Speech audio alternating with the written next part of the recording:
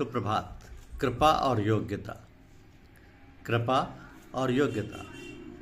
भगवान श्री कृष्ण अर्जुन से कहते हैं कि तुमने मेरा चतुर्भुज रूप मेरी कृपा से ही देखा है।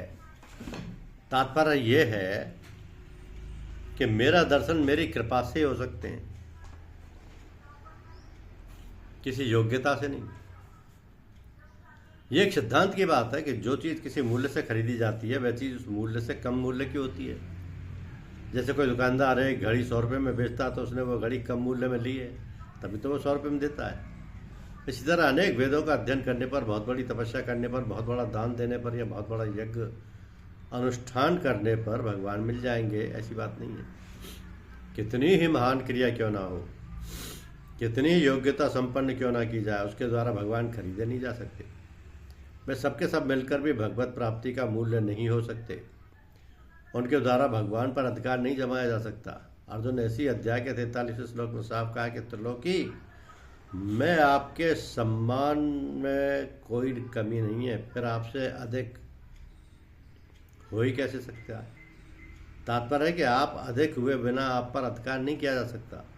सांसारिक चीज़ों में तो अधिक योग्यता वाला कम योग्यता वाले पर आधिपत्य कर सकता है। अधिक बुद्धिमान कम बुद्धि वालों पर अपना रौब जमा सकता है। अधिक धनवान निर्धनों पर अपनी अधिकता प्रकट कर सकता है। परंतु भगवान किसी बल, बुद्धि, योग्यता, व्यक्ति, वस्तु आदि से खरीदे नहीं जा सकते। कारण कि जिस भगवान के संकल्प मात्र से तत्काल अनंत ब्रह्मांडों की रचना हो जाती है, उसे एक ब्रह्मांड के भी किसी अंश में रहने वाले किसी वस्तु, व्यक्ति आदि से कैसे खरीदा जा सकता है।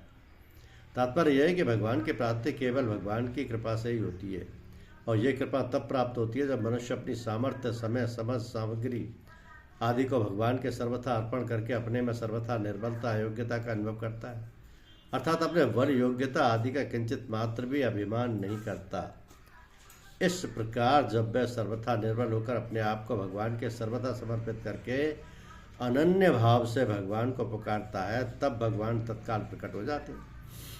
तो कारण कि जब तक मनुष्य के अंतःकरण में प्राकृत वस्तु, योग्यता, बल, बुद्धि आदि का महत्व और सहारा रहता है, तब तक भगवान अत्यंत नजदीक होने पर भी दूर दिखते हैं। तो ये जो दुर्लभता बताई गई है वह चतुर्भुज रूप के लिए ही बताई गई है, विश्व रूप के लिए नहीं। अगर इसको विश्व रूप के लिए ही मान लिया जाए तो पुनरुक्ति दोष आ जाएगा, क्योंकि पहले 48वें श्लोक में विश्व रूप की दुर्लभता बताई जा चुकी है। दूसरी बात, आगे के श्लोक में भगवान ने अनन्य भक्ति से अपने को ही देखा जाना शक्य बताया है। विश्व रूप में अनन्य भक्ति हो ही नहीं सकती, क्योंकि अर्जुन जैसे शूरवीर पुरुष भगवान से दिव्य दृष्टि प्राप्त करके भी विश्व रूप को देखकर भयभीत हो गए,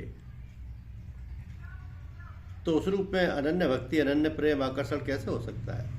अर्थात नहीं हो सकता। धन्यवाद।